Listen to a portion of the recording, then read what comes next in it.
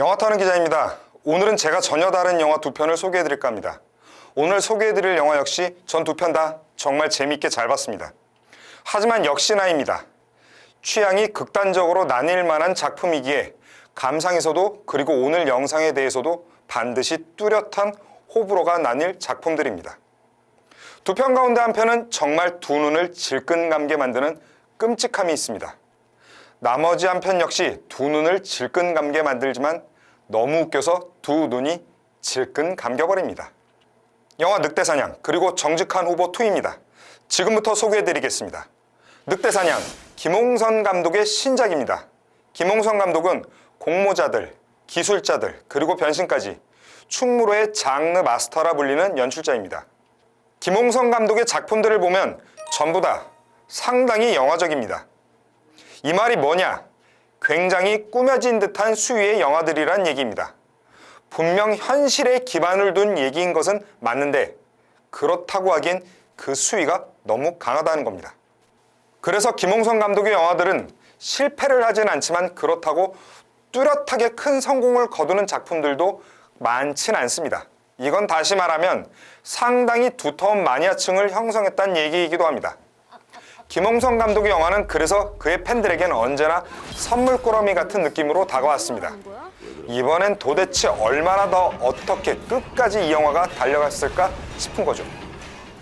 그래서 늑대사냥 어디까지 달려갔느냐?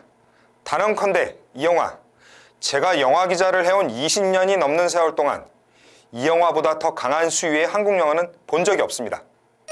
참고로 여기서 말하는 수위는 노출이 아닙니다. 폭력적 수위입니다.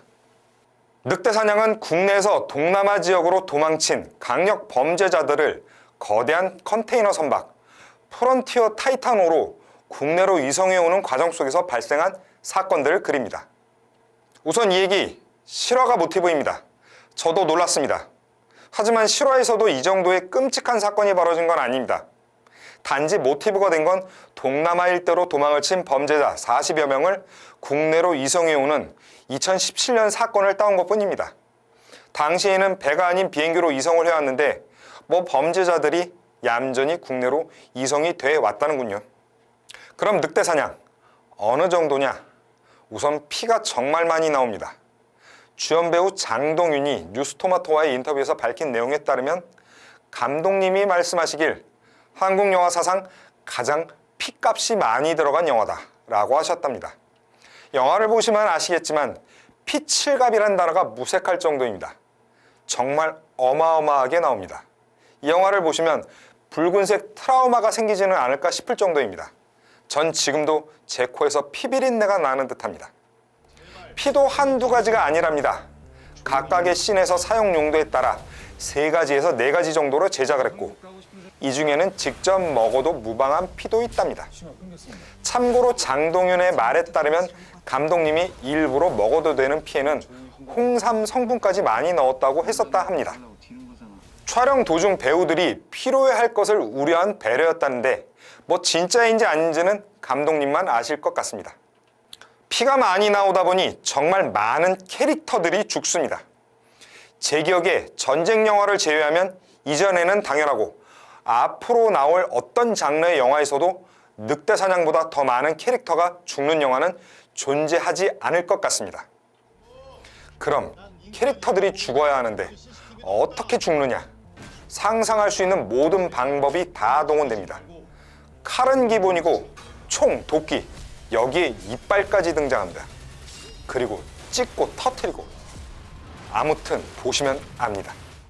하지만 진짜 황당한 건 이 영화 중반 이후쯤 장르가 갑자기 바뀌어 버립니다. 굉장히 끔찍한 뭔가가 등장하는데 그건 영화를 보시면 아실 듯합니다. 굉장히 낯설지 않은 누구? 아니면 무엇? 아무튼 뭔가 있습니다. 보시면 압니다. 덧붙여서 늑대사냥을 보시면 배우 서인국의 낯선 모습에 기겁하실 듯합니다. 전 개인적으로 서인국의 눈이 굉장히 무섭다고 생각을 해왔습니다.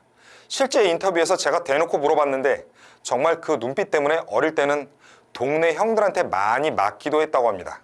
이번 기사에서도 많이 나왔는데 삼백안이라는 그의 눈, 늑대사냥에서 그 눈빛이 정말 빛을 발합니다. 극중 서인국이 맡은 박종두란 인물의 눈빛, 사람보단 짐승에 더 가까운 그 눈빛, 어떤 무엇보다도 늑대 사냥 최고의 백미가 아닐까 싶습니다.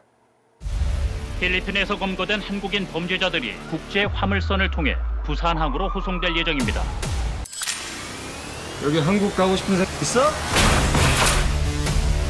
신호 끊겼습니다. 배 타기 전부터 기름칠한 것 같아요. 그냥 조용히 한국으로 가라. 원래대로. 인간답게 살라고 튀는 거잖아.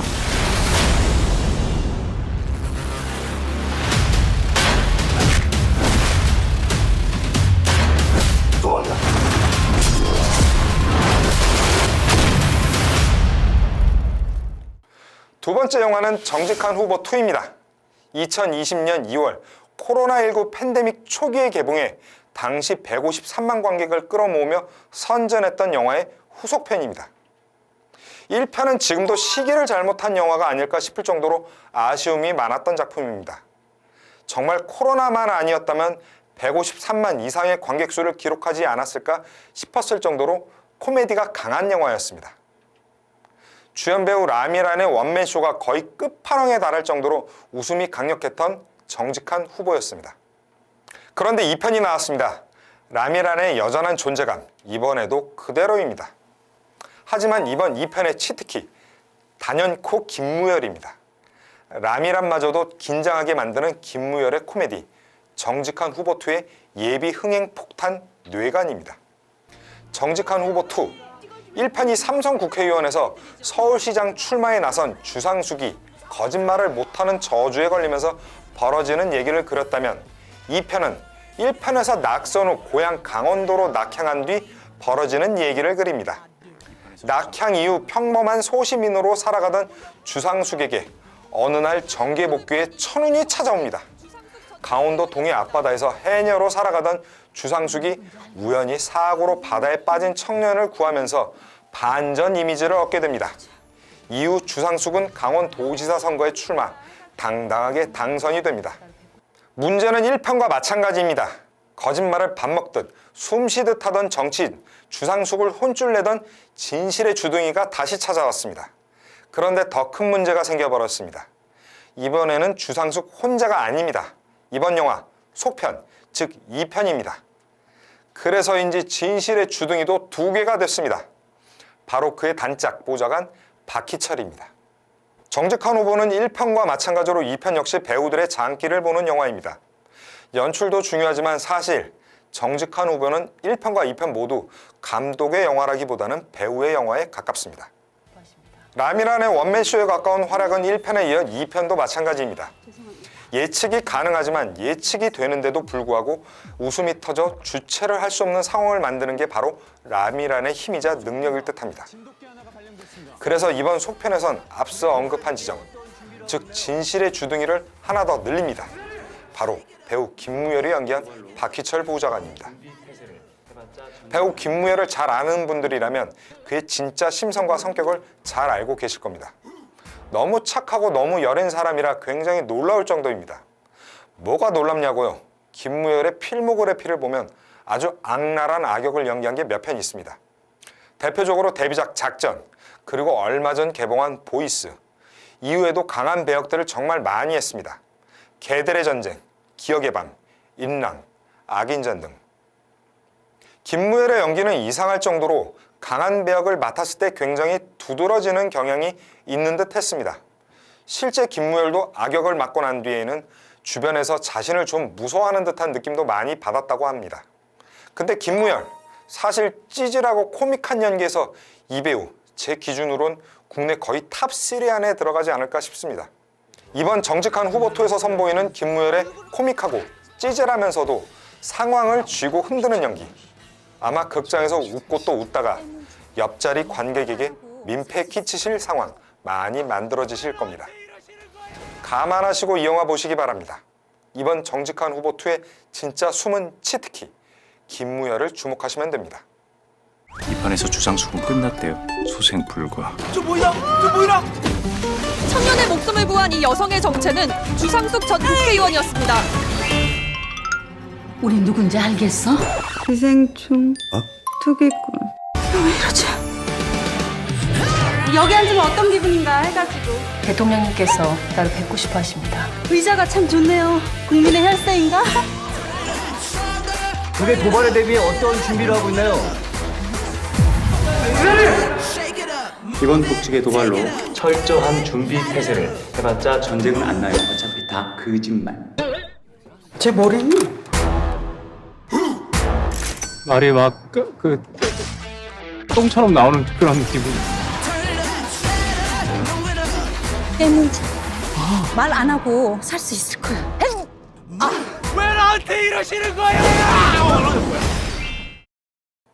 늑대 사냥 그리고 정직한 후보 2 정말 색깔도 완벽하게 다르고 장르도 완벽하게 다르고 취향도 완벽하게 다른 영화입니다. 개인적 취향에 따라 오늘 소개해드릴 두 편의 영화 만족도가 100점에 가까울 수도 있습니다. 하지만 그 취향에 맞지 않는다면 빵점에 가까울 영화이기도 합니다. 그만큼 취향을 제대로 탈 만한 영화 두 편 늑대 사냥 그리고 정직한 후보 2였습니다. 한 가지 확실한 건 두 편 모두 그저 보고 즐기라고 만든 팝콘 무비입니다. 거창한 메시지와 예술적 주제성 그리고 우리 사회에 던지는 과감한 화두 그런 것 무관합니다. 그냥 보고 즐기기 위해 만든 팝콘 무비입니다. 문제는 둘 다 파격과 웃음에 가장 집중한 표현 방식이 어떻게 관객들에게 다가서게 될지 그게 관건이 되지 않을까 싶습니다. 오늘의 영화 타는 기자 마무리하고 다음 시간에 뵙겠습니다. 감사합니다.